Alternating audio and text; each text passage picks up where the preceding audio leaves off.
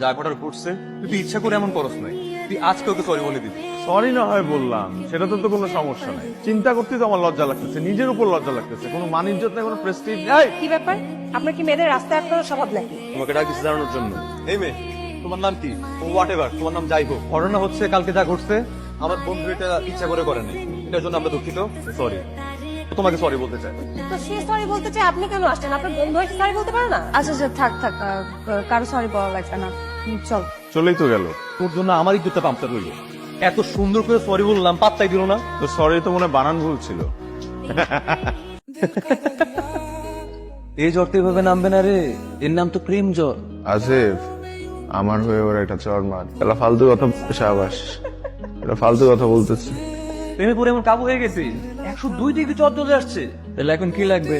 প্রেমিকার নরম হাতে ঠান্ডা জল পড়তি। ওইটা ছাড়া তো এখন জ্বর নামবে না রে, আসলে ওইটাও লাগবে না।